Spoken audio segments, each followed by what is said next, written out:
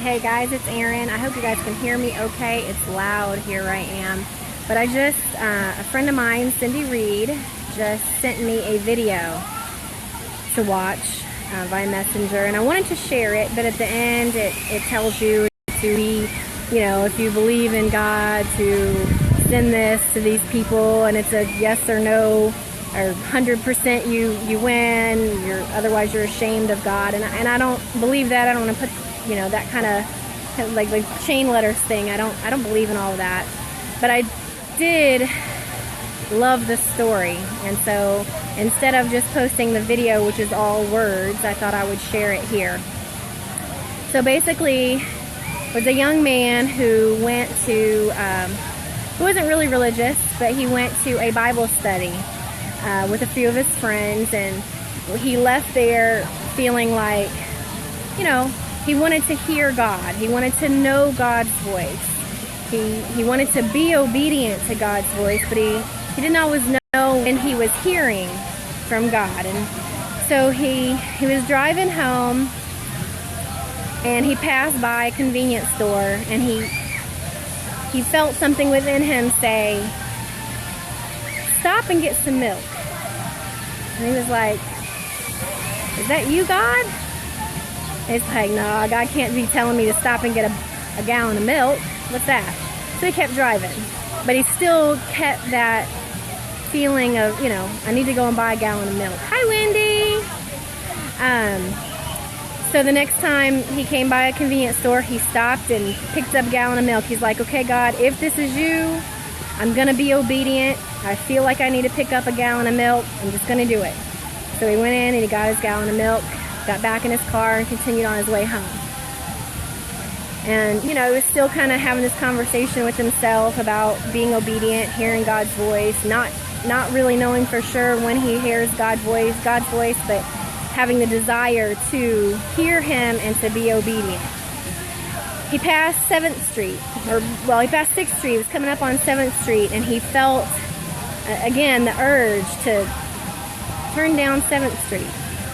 He was like, no way, I'm not turning down 7th Street. So he passed it. He comes to the next intersection. He says, he still feels that urge to go to.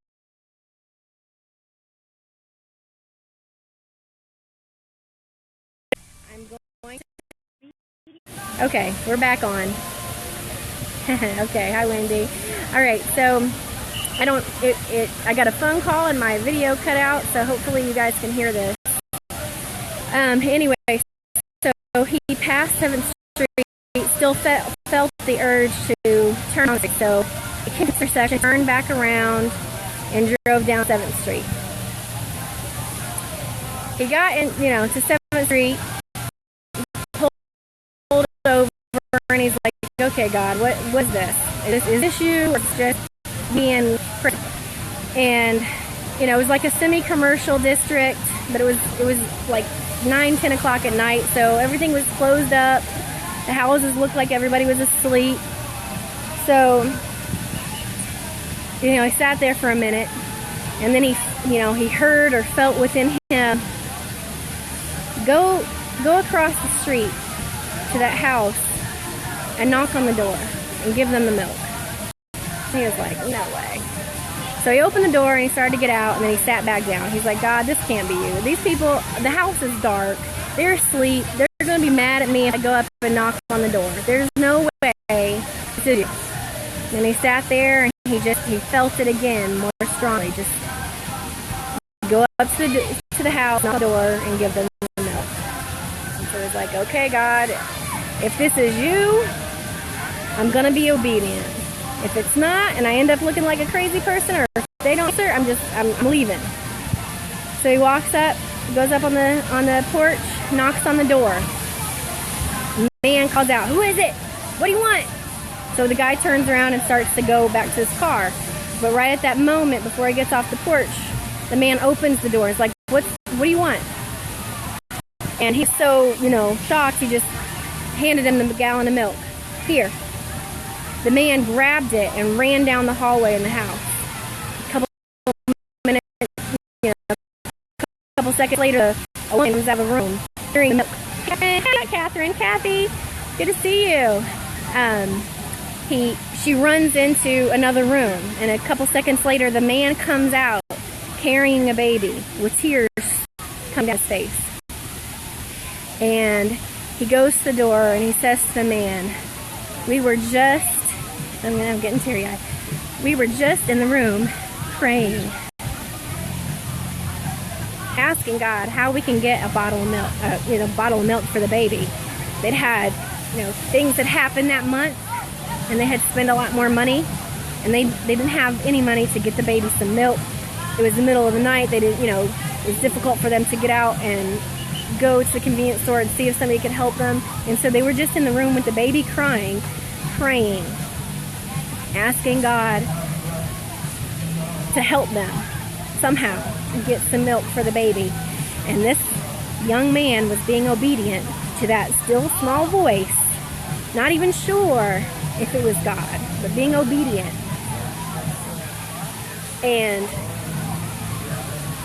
the man said, now we have milk. The baby is going to be okay. We can make it through to another day. And the young man, gave him the money that he had in his pocket, just felt compelled again to do that still small voice, to give him some money, and left knowing that, a lot of times we don't hear God. Yes, that's right, Wendy. Always follow that still small voice. We don't always hear or we don't always hear. Okay, note to self. Doing this live thing, I gotta figure out how to turn off my phone, because I've gotten 2 phone calls while I've been live stream, and this is really messing me up. Anyway, so just listen. You feel compelled. You feel like maybe this is God. Obviously, if it's something within you telling you to go and hurt someone or do the wrong thing, that is not God. But if it's something that could help someone, could be beneficial to someone, be obedient. Trust that it's God. Trust that He's working it out. We don't always have to know. Try airplane mode. Okay, thanks, Wendy. We don't always have to know how something is going to happen. Yesterday I was on live with Darian Hill, and we were talking about that prior to going live. We just have to put our story out there. We just have to share.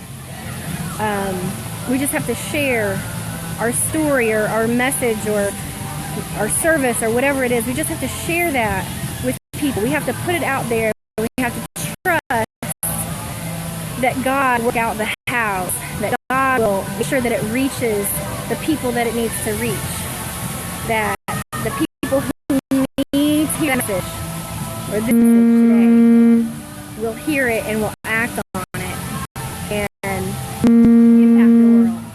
So stay tuned. I am going to be talking to Darian, doing some things with Darian, and on my own, having conversations with people. And